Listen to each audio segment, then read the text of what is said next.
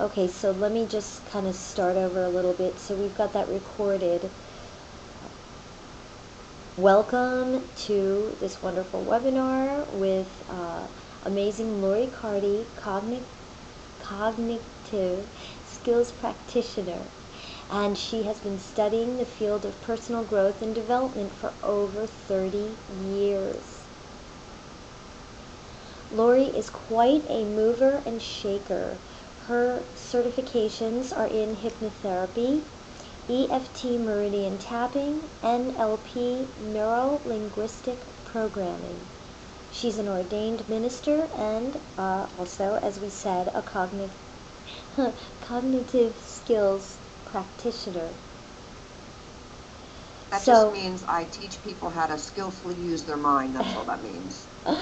Laurie used to have this really wonderful talk show that she interviewed all kinds of authors and speakers and facilitators, and I used to be on it doing readings.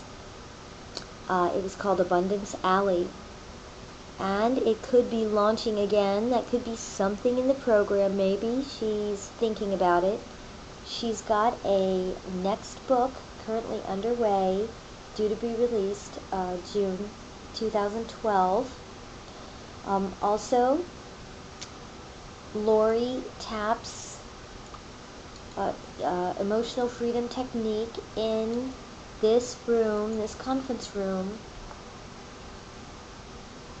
that I just put on the screen for everybody, and you can join her at 8:30 Monday, Wednesday, and Friday.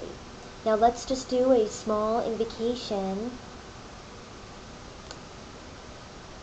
We call in our guardian angels, our divine masters, our ancestors, the archangels and all beautiful angels. We call in the elementals and the Elohim. We call in the unicorns and the fairies and the gnomes and the elves and the pixies. We call in the mermaids and all the beautiful goddesses, godheads, lords and ladies, all the enlightened ones,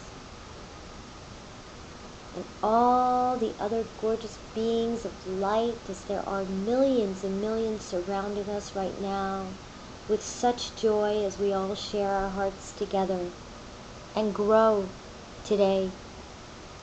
And we ask for their divine illumination, their divine connections, and to open us to the greatest you that you can be right here and right now. And we thank them for being here tonight, as we are protected in a beautiful golden cushion of light surrounding us from our head to our feet and all the way back from our feet to our head, this beautiful orb of golden light, keeping us safe, protected, and open to the most magnificent knowledge and wisdom that we can receive today. Namaste.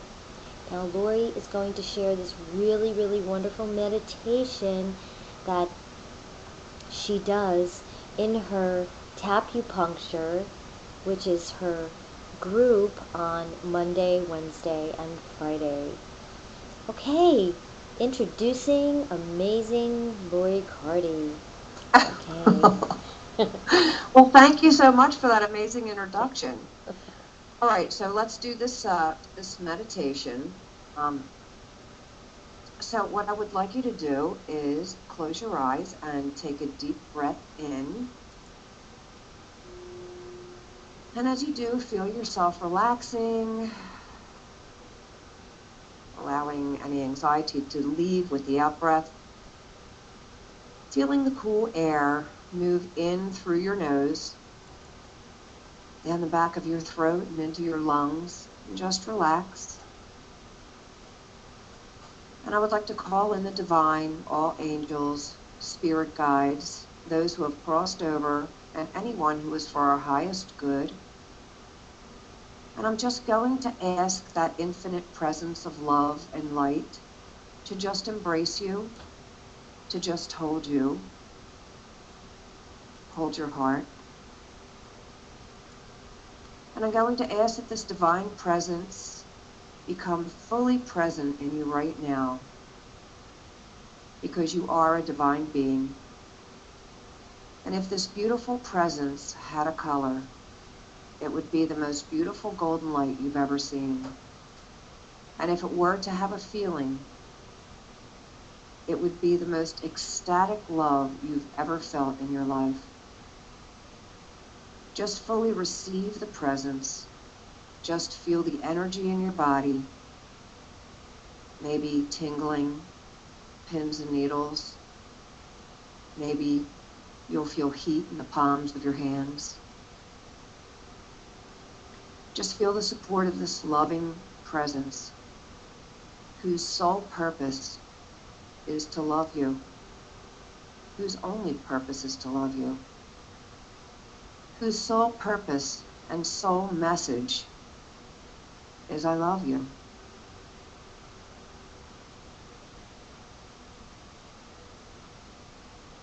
The message goes, I love your sadness.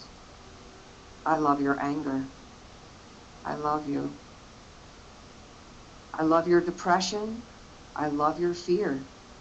I love you. I love your insecurity. I love your stress. I love you. I love your worry and your disease, your words, your judgments. I love your critical nature. I love everything about you. I love the fact that you have to analyze every aspect of your life. I love you. I love your ego. I love your sexual energy and your choice of sexual expression. I love you. I love your body just the way it is. I love your past. I love your present and future. I love your now. I love you. I love your guilt and I love your shame. I love your choices and I love your decisions. I love everything about you that you have labeled negative, bad, or wrong. I love all that you are, because you are exactly the way the divine made you to be. And you were created to experience all of these things. And you could be no other way. They were meant to be part of your experience.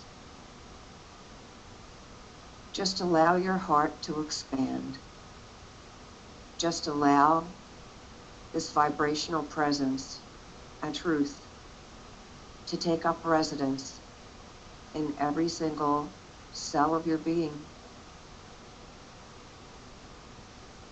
The divine is not judging you.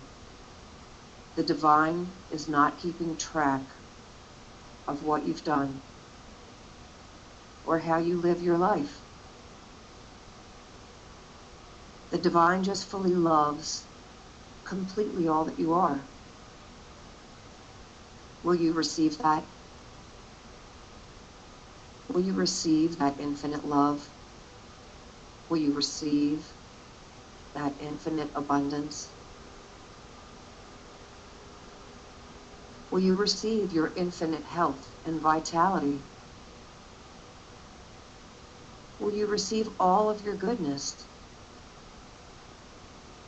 Just let it come in. Just feel the support of this wonderful presence enveloping you, surrounding you, holding your heart.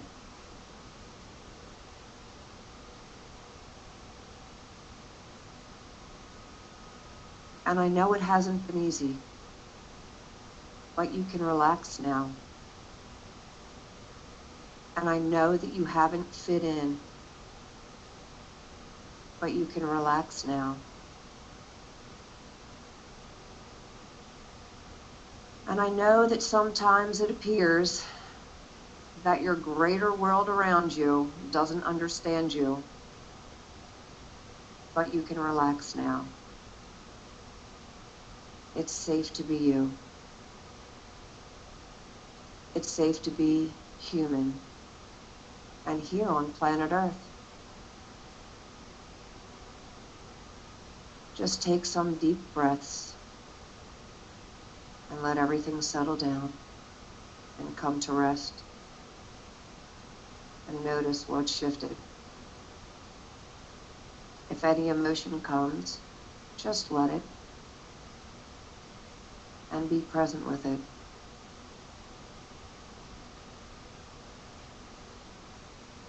And any old energy, just let it wash on through. If any emotion comes, be present with it and just allow it to be. Take another deep breath, coming fully back into your body, wiggling your fingers and your toes. And just notice what may have shifted. And if you are at complete and total peace, then welcome to oneness. Back to this wonderful moment. Breathing in, letting go of any tension and stress, coming fully present back into this moment.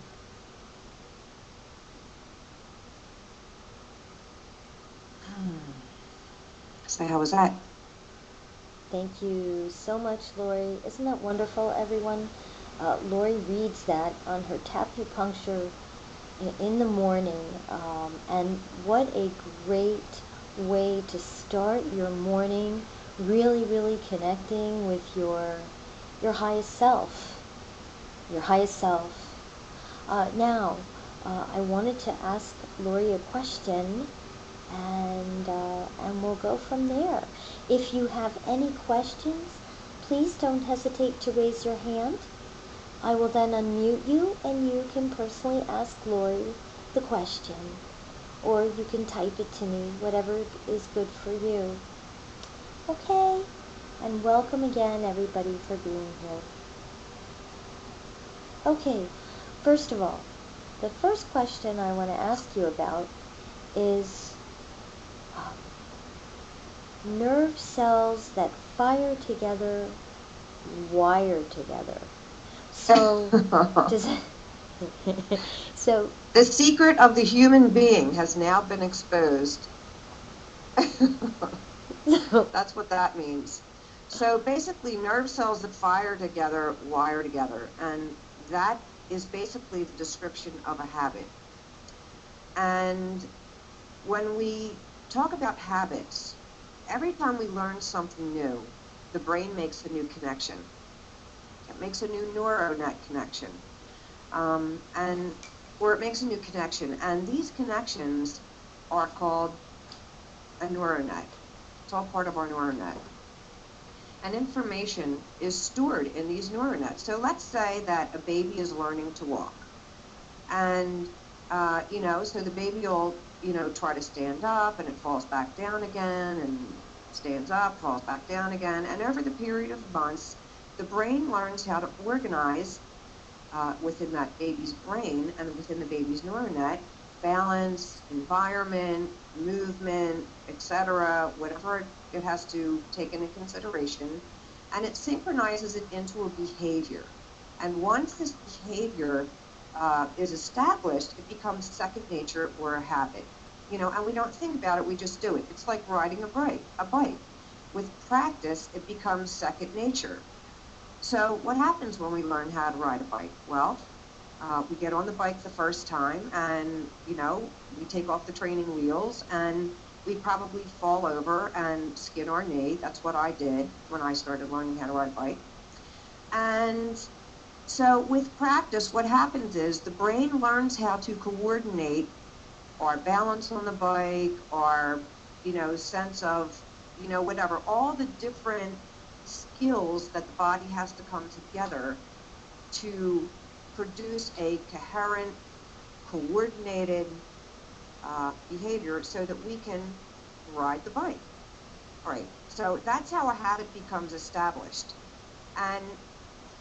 But the habits I really want to talk about tonight are the habits like negative self-talk, the habits that are passed on to us by generations of those who came before us and tell us that this is the way we're to see ourselves and the world, and it's how different things, like different sayings come into place, like, don't be a show-off, and children are meant to be seen but not heard, and, just different things like that. And we get these kind of messages all through our life. And these messages actually become habituated in the brain. So what happens is every time we have a thought, the brain creates a chemical. And that chemical is sent out into the bloodstream, and it connects into what are called neuroreceptors. And we have thousands of neuroreceptors on each cell wall. So you have, and they're all designated for different things. So you have neuroreceptors for nutrition, for health and wellness. You have neuroreceptors for, everything that we can possibly feel emotionally. Whether it's fear, whether it's love, whether it's enjoying food, whether it's, feeling heat, anything that we can possibly emotionally feel or sense with our senses, we have neuroreceptors that are dedicated to those chemicals that are produced by the brain. So if something's hot, the stove is hot, and we have our hand near it, say we forgot to turn it off, the brain is going to sense the heat through our sense of touch, and it's going to create a chemical that's shot out into the bloodstream and tells the body to move the hand away from the stove so that we don't get burnt. The problem is with a lot of our negative behaviors, such as beating ourselves up, which is something that everybody on the planet does, and if you don't, you're dead. The only ones who do it are those that are alive, so I'm just talking to those. But the thing is that, so whenever we have a, something like, whenever we're raised with negative self-talk, and, we're raised not to really explore all that we are, all the potential that we are, and I really don't know anybody who was, especially me. We all have those stories, but what happens is the brain creates chemicals every time we're told you're never going to amount to anything. You can't eat that because you're going to get fat. Don't act like that. People aren't going to like you. Listen, if you want to fit in, and the list goes on and on and on, right? I mean, we've all had that stuff, right, Jackie? Plenty of it. So, yeah, we've all had plenty of that stuff. So what happens is every time we're told something like that, in our neuronet, in our brain, it organizes that into a belief. And your personality really is an accumulation of all your beliefs. So now you have a neuronet that has constructed a personality, and a personality that is really used to thinking in the way it has been taught to think about itself. Every time we do something that somebody would maybe disapprove of, or that we now disapprove of in ourselves, the brain creates a neurochemical for that. Let's say disapproval, okay? Mm-hmm. And what happens is through the years of practicing living this way, let's say we are, I don't know, I can't really think of an example right at the moment, but there's lots of negative self-talk. So let's say every time I look in the mirror, I notice I hate my big nose. I'm making this up, okay? So I think to myself, I hate my big nose. Well, I hate my big nose has a matching chemical, because the body's job Wow. is to help us feel what we're thinking so that we can have a total life experience. We can have a total experience and really experience our thoughts.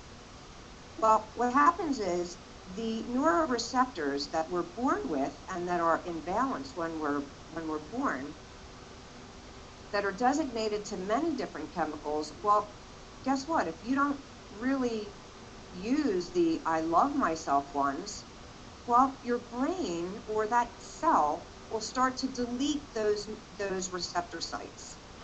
And it replaces them with receptor sites that are for I hate myself. Oh. And so later on, and this is why we do things and we keep saying, it's like, here we are, I'm gaining too much weight. Okay, I'll just use myself here. I'm 10 pounds heavier than I want to be. So I want to change my behavior around eating. And then I start to have this feeling inside because I'm telling my brain that I want to change my behavior around eating. Well, eating is attached to a couple things. Eating is attached to I don't like myself. And my cell receptor, the receptors on the cell walls, I have a whole lot of those. I hate myself receptors on the wall because I've been practicing this for 30 years, right?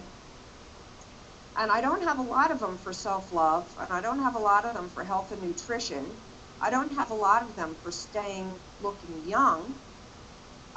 Actually, those stress hormones that I've been practicing, when somebody cuts me off in traffic and I'm stressed out or whatever the case may be, I have a lot of receptor sites for those because I've been practicing them. And I've also watched my parents behave that way. So when I want to change my behavior around eating, what happens is, because it's attached to the fact that I don't like myself, those receptors on the cell walls, and let's say that all right, before we go there, let's just say that, okay, so I go out and I'm inspired, I'm really going to do this, and day one comes and I start to do really good, and by the end of the night, I find myself sitting on the couch with the remote with a bowl of ice cream in my hand, and I'm not really quite sure how that happened because I was doing so good, but Wow. there's this little voice in the back of my head going, I can't take it. I just can't stand this feeling. I can't stand this feeling of, not having the foods that I want to eat, and, we can start tomorrow. We can start this tomorrow. Let's just start this tomorrow. Mm-hmm. And so, but what's really happening is the receptors that are being fed on the side of the cell wall, that are being fed by the negative brain chemicals, are not being fed now. And am I making sense, or am I skipping all over the place? So then, if they're not being fed, then they're gonna get hungry, aren't they? Yes, and what they do is, okay, all right, so let's say that we are going to do something to start loving ourselves. Well, guess what? We haven't practiced that, so we don't have a lot of receptors for those. We have a lot for the I hate myself. Now, when you're eating that ice cream, you're also beating yourself up, aren't you? Because we can start tomorrow, but I don't know why. What's wrong with me? Why can't I change this behavior? Oh my God. Okay. Yeah, Okay. I hear that. Mm-hmm. So you're eating the ice cream, and as you're eating it, you're beating the crap out of yourself at the same time. Oh, Because, okay, number one, the thoughts you're thinking are not you thinking. That's number one. Number two, the reason the thoughts are emerging are because those little receptor sites that we have, practiced feeding them, and those receptor sites, those neurons, when you practice a certain behavior, not only do you reinforce that behavior and reinforce the way that neural net fires every time you practice that behavior, but they also create more receptor sites.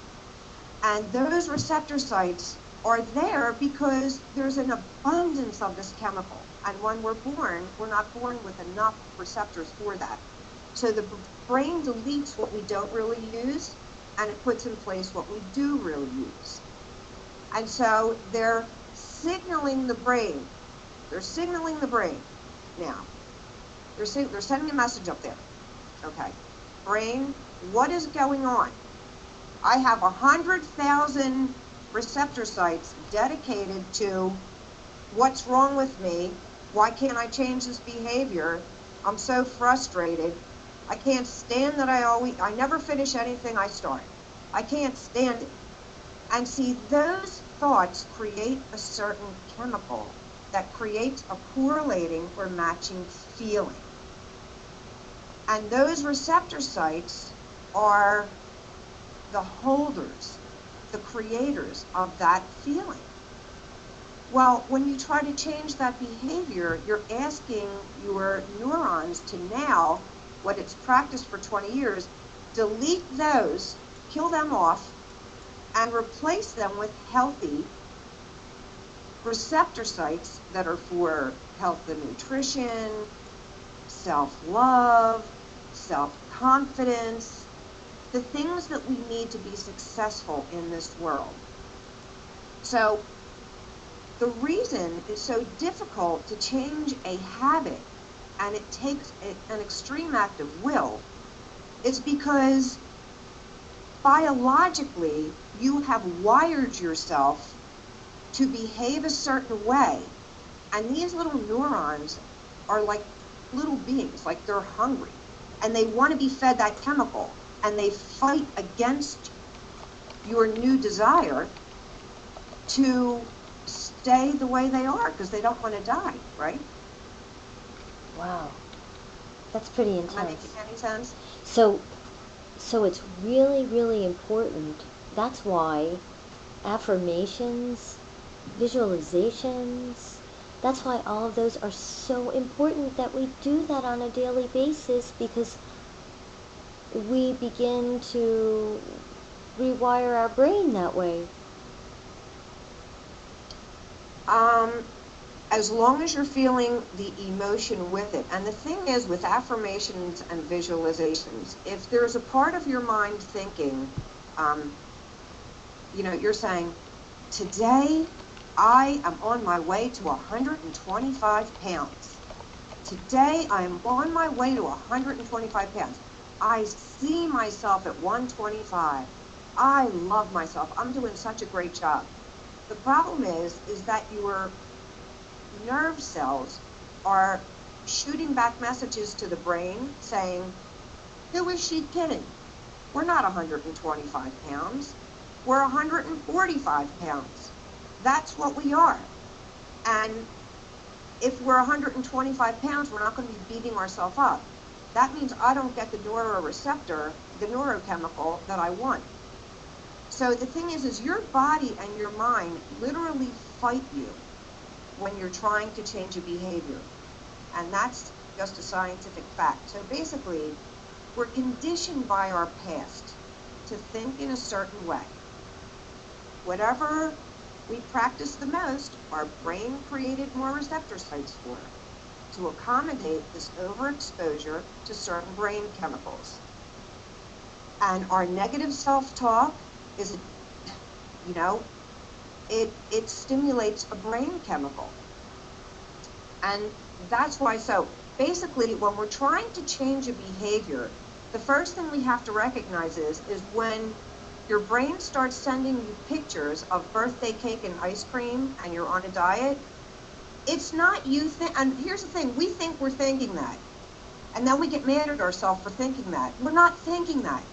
The nerve cells are actually stimulating the brain to pop a picture up in the movie screen of your mind that will get you to do something that will get them fed. Does that make sense? Wow. So you can practice affirmations and you can do visualizations, but if you really think if you don't understand the physiological component to habits, it's going to be more difficult to change them, because you're always going through that inner struggle. That's why we can do visualizations, for 20 years, and things might change a little bit. We might be a little more loving to ourselves, but we're not really that loving to ourselves because we have been wired to act, we have been conditioned through what we've practiced to secrete dominant chemicals that we're now addicted to. Basically, that's what it is. And addiction works the same way. Let's look at a heroin addict, for instance. What happens with heroin addicts? The brain does have its own opiate receptors. The brain is perfectly capable of making opiates for pain and stuff like that. Of course, it's not as potent as what the pharmaceutical industry puts out, but but when we're talking about a heroin addict, what happens? Well, what happens is the cells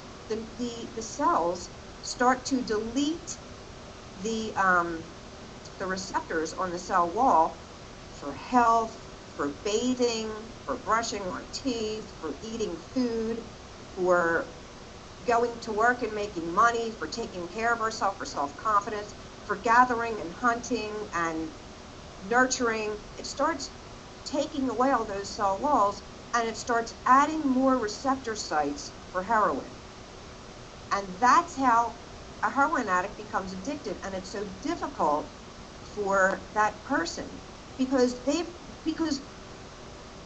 half the receptor sites on each of their cell walls is now designated, devoted only to heroin.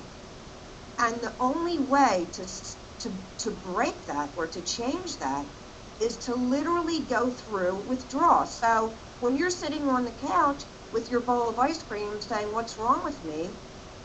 it's because your body doesn't want to go through the withdrawal symptoms that happen when those old receptors die off or the unproductive ones die off, so that the brain can create new ones for productive things in your life. And what does this do?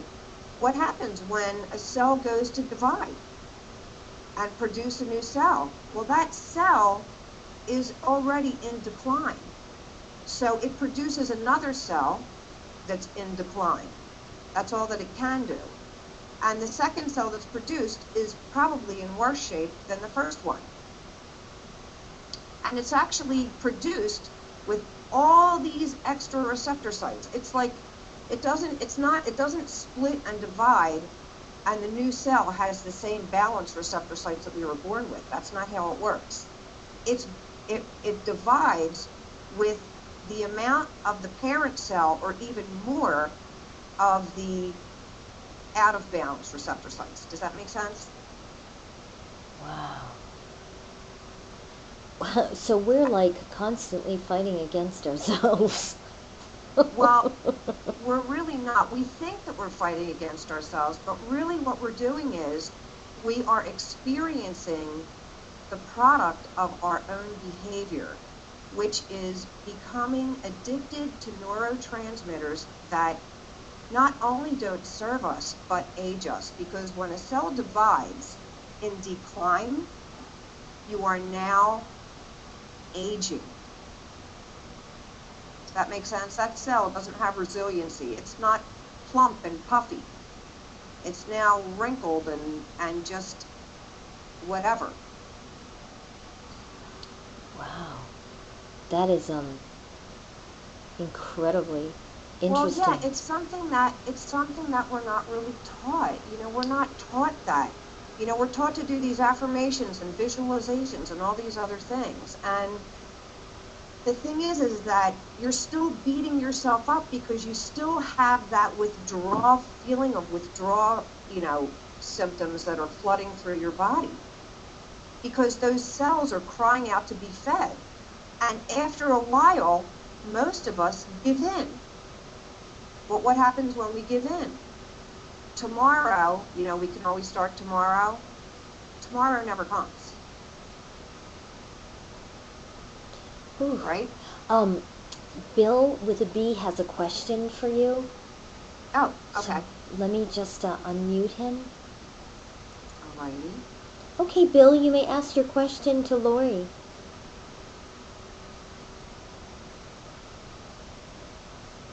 Oh, he had his hand raised. Maybe he didn't know it. Okay. So, Bill? Oh, let me see if I can send him a message. okay. Yeah, well, he can maybe type it in. So, continuing on.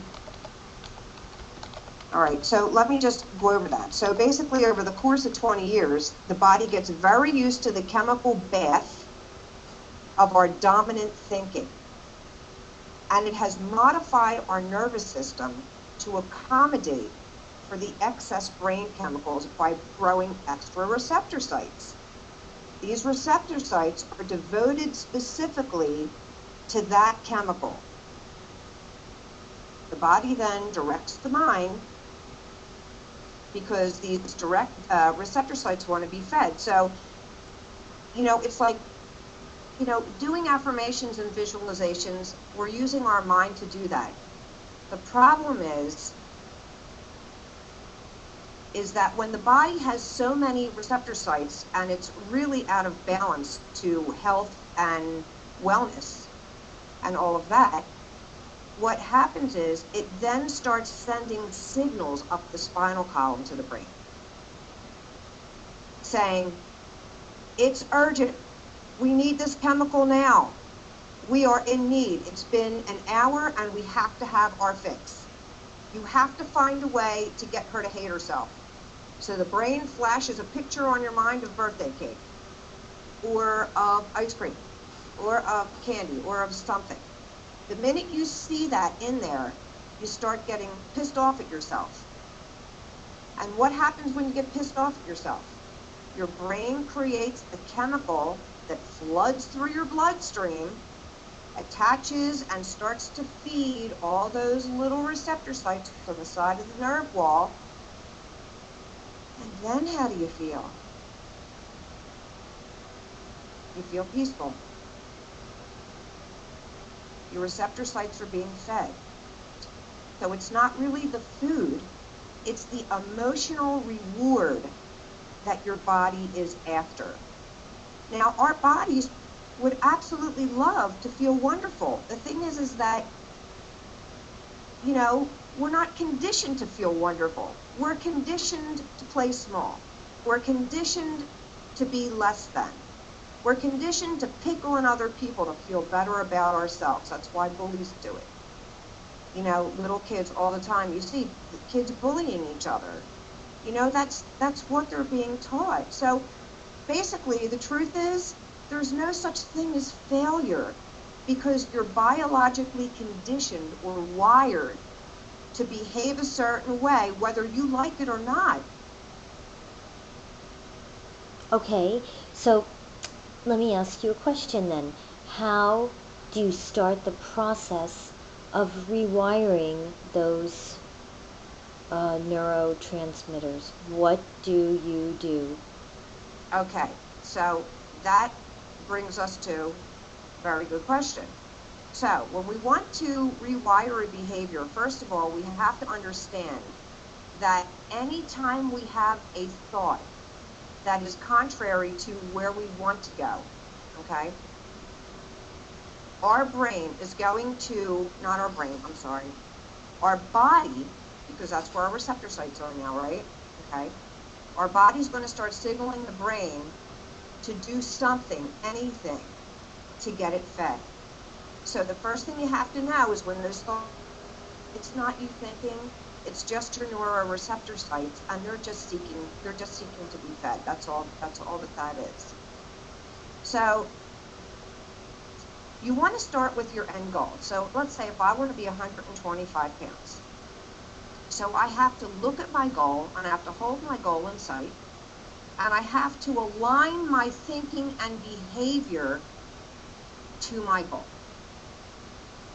All right, so that means that I have to think and eat. But then, knowing this information, I already know that my body is wired to be 10 pounds overweight. My body's wired so that every time I look at myself in the mirror, I think my thighs are too big.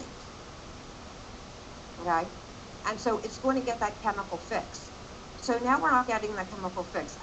And you might start getting irritable or something else, but the thing is you basically, you have to just go through the withdrawal. That's why it takes an act of will, because all the affirmations, all the crystals, and believe me, I have all that stuff. I don't even want to tell you. I actually owned a bookstore one time because I read and purchased so many books and programs and crystals and rattles and chants and every other kind of thing. It was cheaper for me to have a bookstore because I could get the stuff for a discount, and the thing is, it helped for a little while, but it didn't really help because the one piece of information that I didn't have was that my body was literally working against me. Sometimes it feels like you're having that inner struggle. It's like, I want to do this, but it's not working. What's the matter? Da, da, da, da, da. You have that inner struggle going on, that inner fight going on, because it's like you're fighting with yourself over trying to change a behavior. The truth is, you literally are fighting with yourself over trying to fight a behavior, because you have to chemically now regrow new receptor sites for the thing that you want for the healthy behavior. So in order to create a new behavior and delete an old behavior, you have to understand, number one, there's an emotional component to it, and that's the biggest thing. Those neuroreceptors are after the emotional fix because they're chemicals that produce the feeling of emotion in our body, all right? So you have to just do it. So basically, if you're trying to lose weight, you have to just say, oh, I recognize what's going on here. My receptor sites are trying to trip me up because they don't want me to change. But I'm loving myself now. So I'm going to change. You see, it's not really you that wants the ice cream. It's your receptor sites that want the chemical of, I hate myself. Or I'm a failure. So that's what's really going on. So then, what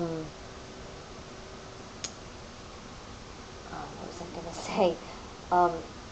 Okay, so then, how long does it take to rewire this old program? Well, it takes about 30 days to begin to establish a new habit of behavior, because that's about how long it takes for the brain to really start to understand that it needs to create new receptor sites on the sides of the cell wall. And the thing is I'm going to use the word neuroplasticity. Neuroplasticity is the ability of the brain and the nervous system to change. And it's been proven that our brain is very plastic. It's very plastic. It's very changeable. And once your brain understands that through your will, you are consciously choosing to create a new behavior, it'll just start to make that change. And it takes about 30 days to start deleting the old ones and creating new ones for what you want. But it's practice, and it's definitely an act of will, because your neuroreceptors, like I said, are screaming for that chemical. And when they don't get it, you begin to go through withdrawal. So what it's really, really about is that we have the free will to make that change, and we must take action. There it is. We have to take action, no matter how many angels we call in to help us. Right. And we can call in Mother Earth. We can have them standing. We can call in thousands of ascended masters to take us to temples to do this. Well, great. They can do all this work for you. But if you're not doing the work for yourself, you're not going to be able to rise above that little receptor that's driving you bananas. Well, see, the thing is you don't know it's there. It's kind of like having a parasite and you're not aware that it's in your body and it's sucking the life out of you. But honestly, stress hormones, negative chemicals, they literally zap the energy out of you. They destroy your resilience, they destroy your health, they destroy your ability to regenerate health and wellness. Um, they, they break down the body, because basically what you're doing by releasing those stress hormones, anytime you're mad at yourself, you're releasing a stress hormone. And that's working, you're bathing every system, every cell of your body, every organ, you're bathing them in stress chemicals.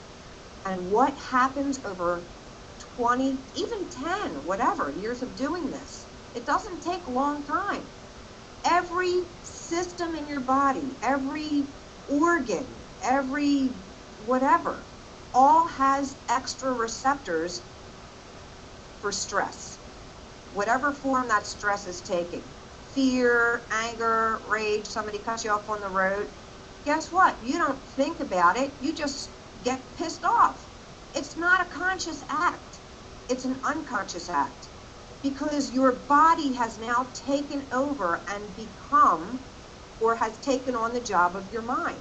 Your body is holding within it, and your brain is holding within it, all the programs that we've practiced and have put into place, and has now been wired that way, just like a computer. It's like downloading a program into a computer.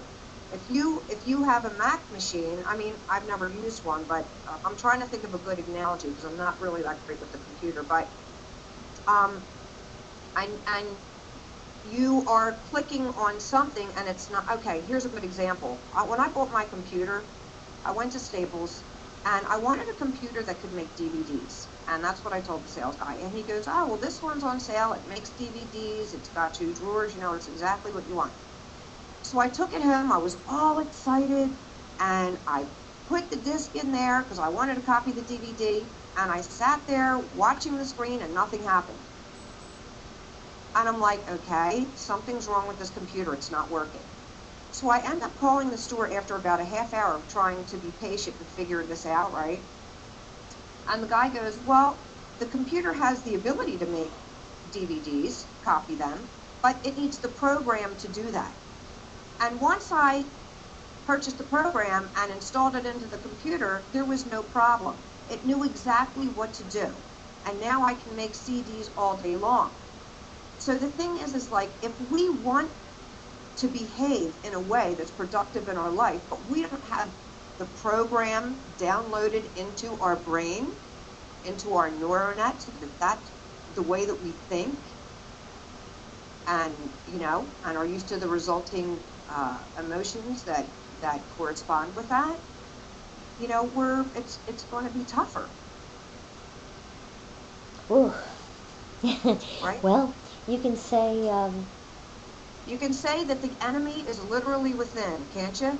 But it's really not an enemy. Well, that's why we put it in place and we gave it that job, and now we want to change, and the body's like, wait a minute, we've been doing this all of our lives, and that's it fights against us. That's why we have a wonderful practitioner like you to help us rewire these old firing patterns that are not doing any good for us anymore.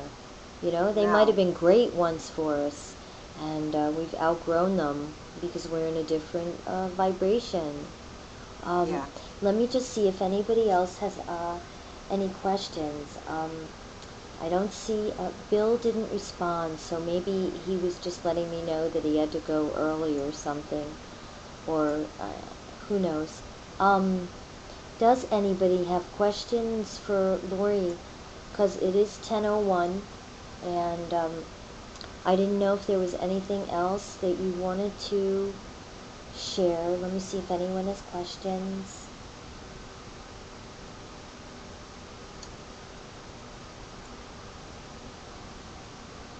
Okay, so then,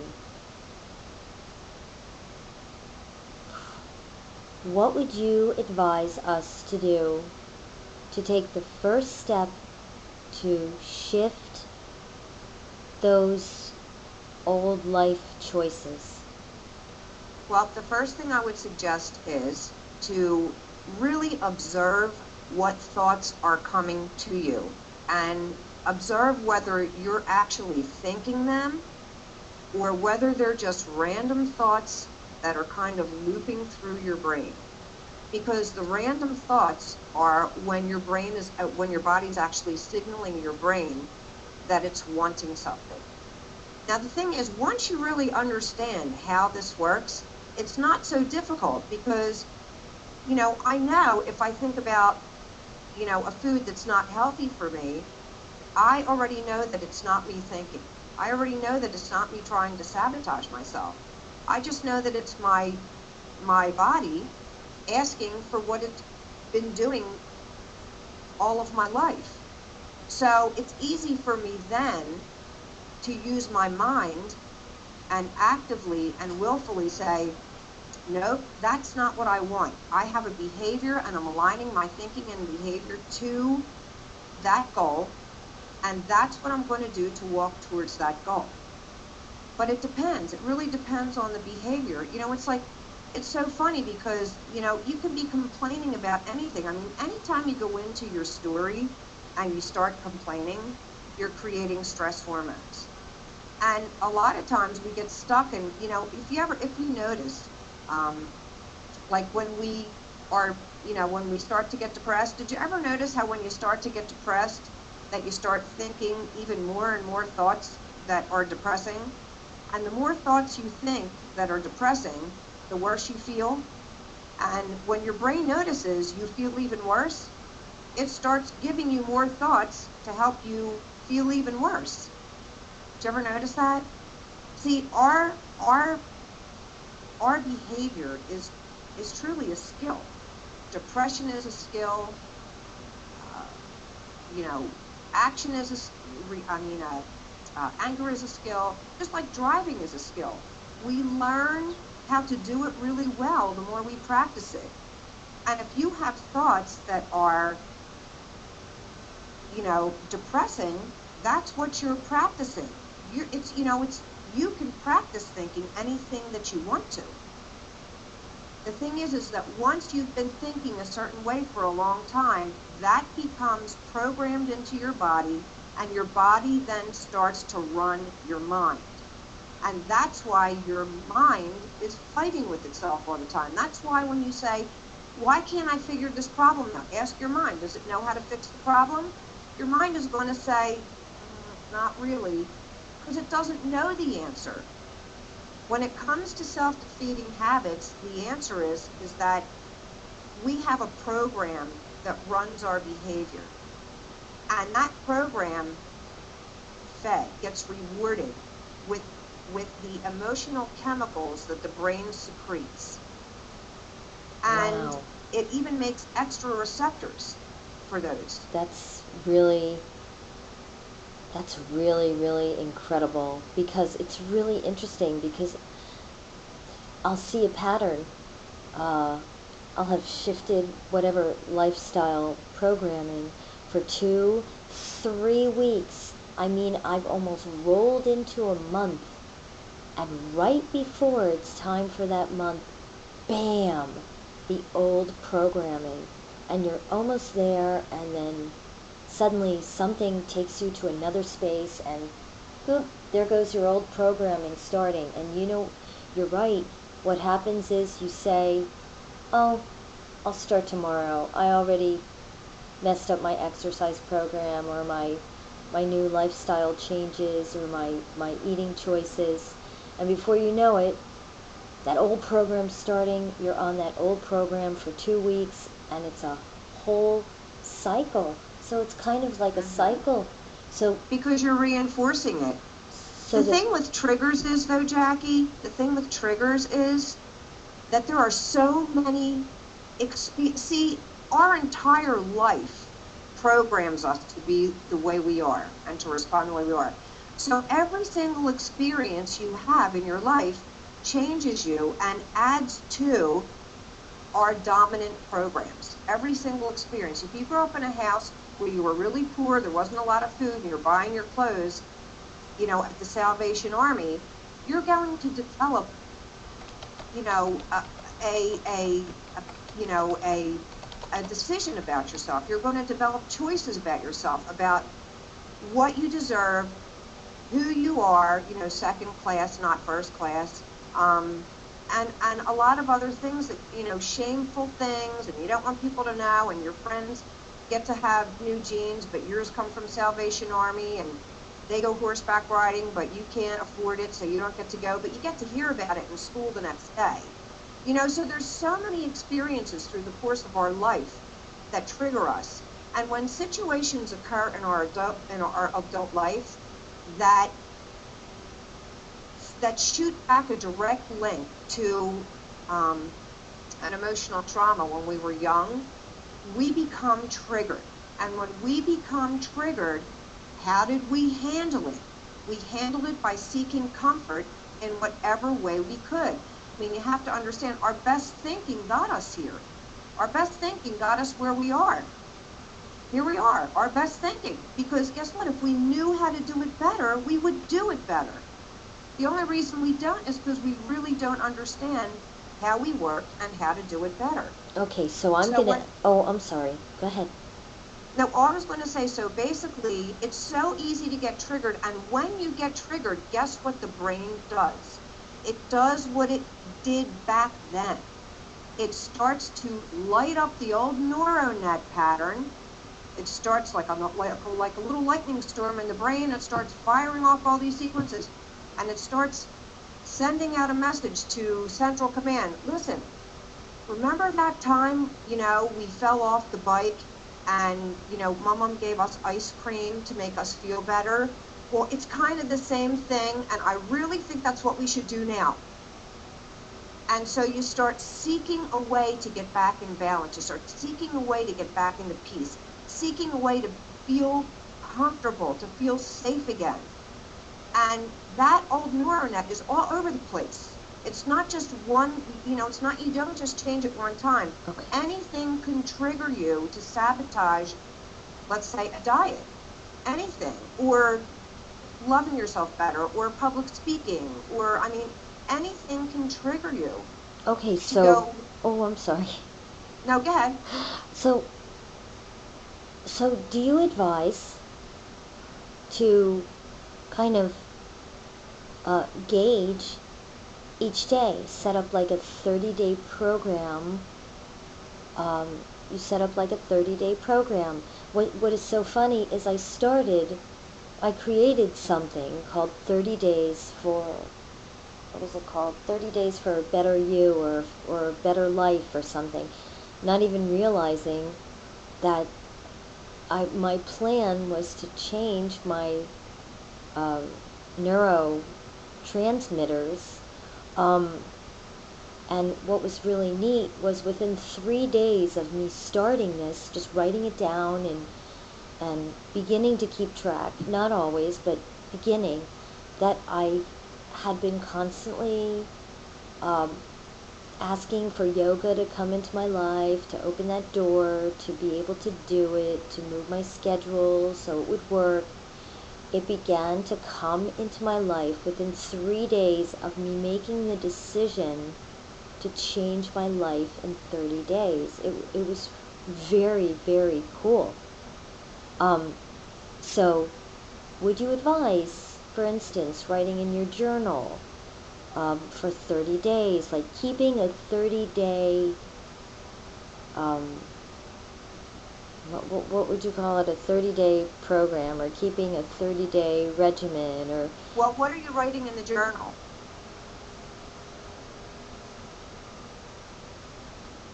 Because writing in the journal is good, but it depends on what you're writing. Well, no, what it is it's more of like a program. It has my list of everything to do that day.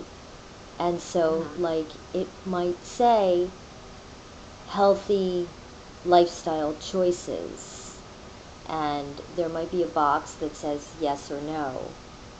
I don't know. I can't remember if I have something like, or drinking green juice is on mine. It's it's on there.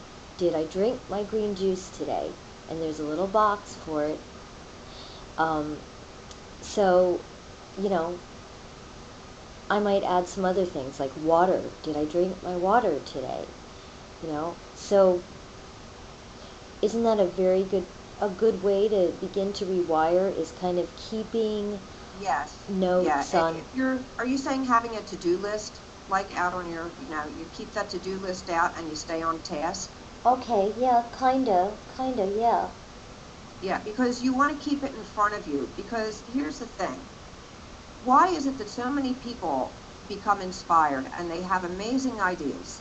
And I'm going to do this. And you know what? In that moment, you know that idea is inspired because it comes with all this creative energy, a flood of energy rushes through you, and you're all inspired, and it's like the angels are singing in your ears all over the place, and you know this is going to be a hit. This is something divinely given right to you, and you could just float in a bubble on top of the treetops, right? And 3 days later, your idea is deflated, you don't have any energy around it at all, and all of that. Why? Because that feeling of inspiration that accompanied that idea is not something that you have been wired to really receive or give your body. Your body's not wanting that. It's wanting the heroin of stress. You know what I'm saying? Stress hormones are like heroin to the body. And after your body becomes programmed for this, it's going to try every trick in the book to stay on task, because your body is like a biological computer. Once it's programmed, I don't care what button you push. It's just going to do the things it's programmed to do. And here's the other thing. You know when you have like 5 windows open and you're working on one window and the other ones are minimized? Yes. Those windows, okay, so those windows aren't closed. They're still running. So even though we're saying, I'm going to do this, it's so great, that's the window that we're looking on, guess what those little windows that are minimized are saying? I don't know what she's talking about. I have a half a cell here that's totally devoted to stress. And whether we have to get her to beat herself up, to trip and fall on the floor and say, why did I leave that shoe there, to the dog peeing on the floor and getting her pissed off over that, somebody cutting her off, whatever it is, those windows that are minimized behind the, okay, what are they doing?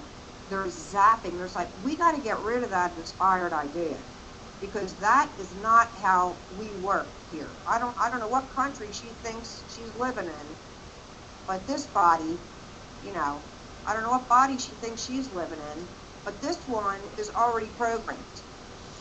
We're done. Wow, and speaking of, we are at 10:15, and I'm just going to ask one more time, are there any questions? Anybody, do you have a question? Raise your hand. If not, we're going to close, and let me write Laurie's, didn't I write your... Well, my website is changethewayI.com. Yeah, I thought I had that link up there. Okay, everyone, here it is. It's Change the Way I Think. Wait, let me see if I wrote that right. Yeah, we can do this again. Change. So, I really hope that this was helpful for everybody. I know that when I learned it, it made a huge difference in my life, because I didn't have to beat myself up anymore. I realized that when I got triggered, it really wasn't me thinking. It was just my body signaling to me that the job I had given it for so many years, it was wanting to do that job. Your body just wants to do a good job for you, basically. So now that I know that that's not me thinking, oh no, that it's my body signaling to me, it's easy for me to make other choices, but it's still an act of will, because you're going to go through the withdrawal of deleting certain receptors and creating new ones. Well, Laurie, I thank you so much. Let me share these links with everybody. First, let's do an invocation, and we're going to close this wonderful webinar. And I think, oh, wait a minute. Let me just check. It was good to be here. Thank you. Oh, thank you, Bella. That's what Bella said. Hi, It was Bella. good to be here. Hi. Thank you. Okay. Let's just have an invocation, and we're going to close this wonderful webinar. Again, if you would like to contact Laurie, you can always contact her at changethewayI.com, and you can book a session with her. Laurie rocks. Your world will be turned upside down. You won't even know what hit you as transformation just begins to move so quickly through you. So let us just thank all the masters, the angels, the guardian angels, all the enlightened ones, all the beautiful, beautiful saints and sages, our ancestors, all the magnificent, glorious beings who were here tonight and held our hand ever so gently, knowing that we are ready to make these transformations and these shifts with our life. So we let all these energies be anchored, locked, sealed, fastened, secured here on heaven on earth. Om Namah Shivaya. And we thank each one of you for being here. We thank Mother Earth for allowing our presence to be here, right now. We thank the beautiful, beautiful guardians that have guided us here. And we thank your highest self for honoring you for who you are. And now I'm going to turn off the recording right now. It's a little over an hour. Okay, and let me turn off the recording. And Yes, and I want to thank everybody for being here as well. Thank you for taking time out of your night to spend this time with me.